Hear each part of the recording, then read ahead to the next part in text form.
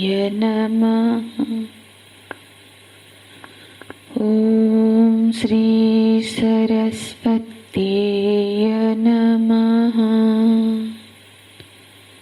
ॐ श्री गुरुभ्यो नमः।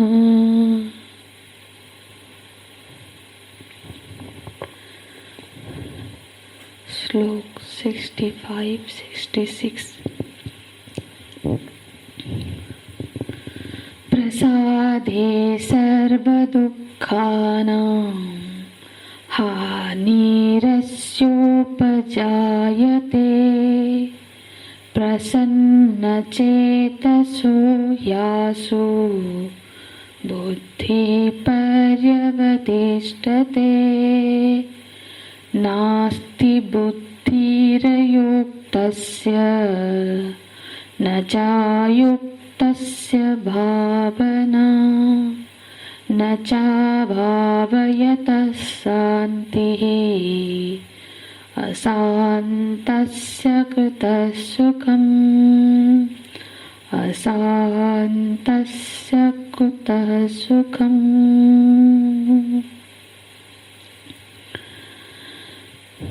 प्रसादे सर्वदुःखानां हानिरस्योपजायते।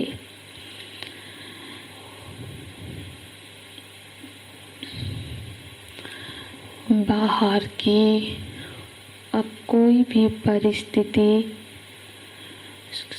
दुख को प्रकट करने में समर्थ नहीं हो पाती, क्योंकि अंतःकरण में जो दुख था, जो दुख है, जो अंतःकरण में प्रकट हो सकती थी, लेकिन उस अंतःकरण में अब प्रसन्नता का ही वास है। और ये जो प्रसन्नता है, ये किसी परिस्थिति से, किसी वस्तु विषय से नहीं आई है। ये तो सहज प्रसन्नता है, जो धर्म अनुष्ठान करने से, कर्तव्यपरायण जीवन से, ईश्वर आराधना से प्राप्त हुई है। और इस प्रसन्नता को कोई खंडित करने में समर्थ नहीं है। और ऐसा जो सहज ही प्रसन्न रहने वाला है, जो व्यक्ति है, फिर उसका परिणाम क्या होता है? बोलते हैं प्रसन्न चेतसो ह्यासु बुद्धि पर्यवतिष्ठते। प्रसन्न चेतसः ने जब श्रवण प्राप्त हुई, प्रज्ञा प्राप्त हुई उसको, तो उस ब्रह्मा को स्थिर होने में फिर उसको ज़्यादा वक्त नहीं लगता है।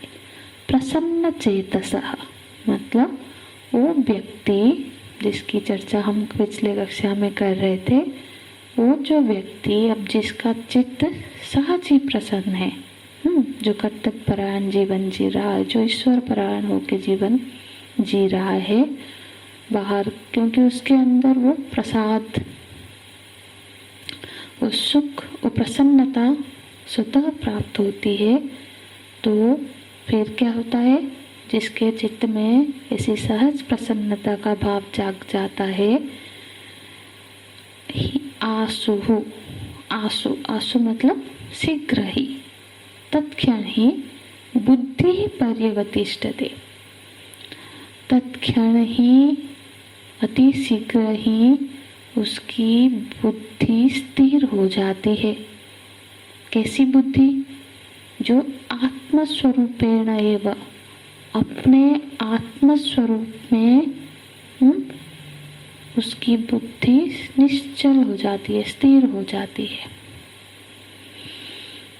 तो ये संयम की जो प्रक्रिया भगवान ने बताई इन दोनों श्लोकों में, और ये उसका परिणाम कि उसकी बुद्धि स्थिर हो जाती है। लेकिन यदि किसी को ऐसी प्रसन्नता प्राप्त नहीं हो पाती है, नहीं हुई है, तो फिर उनकी स्थिति क्या होती है? तो आगे का श्लोक देखते हैं हम, 66। तो बोलते हैं नास्ति बुद्धिरयुक्तस्य न चायुक्तस्य भावना। अयुक्तस्य बुद्धि नास्ति। जो अयुक्त है, अयुक्त मतलब जो युक्त नहीं है, उसको बुद्धि की प्राप्ति नहीं होती है। अयुक्तस्य बुद्धि नास्ति। अयुक्त माने जो योग बुद्धि से संपृक्त नहीं हुआ है।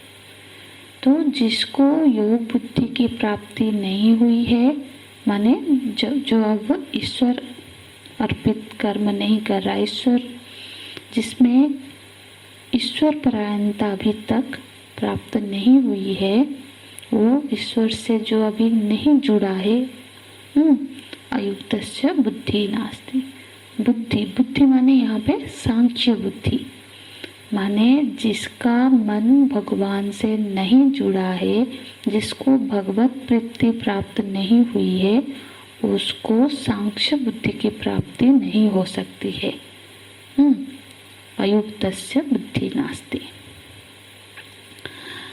न च अयुक्तस्य भावना।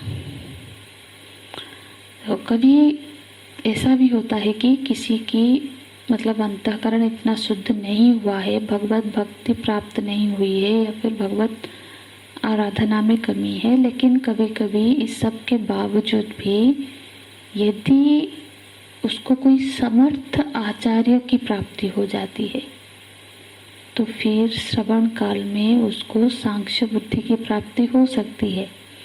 माने सांख्य बुद्धि मतलब आत्मा का जो सटीक ज्ञान है।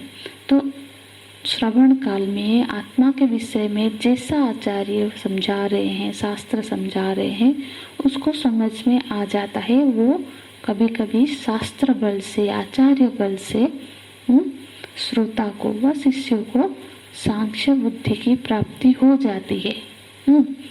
लेकिन वो जो प्राप्त सांख्य बुद्धि है, वो अभिनिवेश के स्तर पर नहीं पहुंच पाती। अभिनिवेश माने वो दृढ़ नहीं हो पाती, स्थिर नहीं हो पाती। एक बार महाराज जी, स्वामी अखंडानंद महाराज जी की चरित्र की उनकी कथा है, उनके जीवन की घटना है। उन्होंने किसी प्रवचन में स्वयं ही इसका वर्णन किया था कि वो एक बार एक संत से मिले और उनसे चर्चा की, और उन्होंने उनको बड़े जोर से देखते हुए कहा, तुम ब्रह्म हो, तुम जीव नहीं हो। और महाराज जी बोलते हैं कि उसके बाद कभी उनमें जीव भाव आया ही नहीं। तो फिर यहाँ क्या घटी कि एक तो उनके अंतःकरण की पूरी तैयारी हो चुकी थी, और समर्थ गुरु की भी प्राप्ति हो गई, जिस वजह से वो प्रमा में निष्ठा प्राप्त हो गई तुरंत ही। और दूसरे क्षेत्र में क्या होता है, यदि अंतःकरण की तैयारी ही नहीं हुई है, अंतःकरण शुद्ध नहीं हुआ है, तो श्रवण प्राप्त होने पर भी ज्ञान में स्थिरता नहीं हो पाता। 1000 बार सुनने पर भी कि तुम जीव नहीं हो, ब्रह्म हो, अभिनिवेश नहीं हो पाता है। माने अभिनिवेश नहीं हो पाता है, माने जिस तरह की प्रमा हमने श्रवण की है, श्रवण काल में हमको प्राप्त हुई है, वो अपने आप को हम वैसा समझने में असमर्थ होते हैं। वो चीज़ हमारे अंदर नहीं घट पाती यदि यहाँ पे अयुक्त की स्थिति हो, तो युक्त नहीं हुई। अब योग बुद्धि यदि जीवन में नहीं घटा है, तो फिर प्राप्त ज्ञान भी स्थिर नहीं हो पाता है। तो भगवान यहाँ बोल रहे हैं कि भावना माने सांख्य बुद्धि प्राप्त तो हुई, लेकिन वो सांख्य बुद्धि अभिनिवेश के स्तर पर नहीं पहुंची। अर्थात जिसकी बुद्धि युक्त नहीं हुआ है, ठीक है, एक तो नास्ति बुद्धि अयुक्तस्य न च अयुक्तस्य भावना।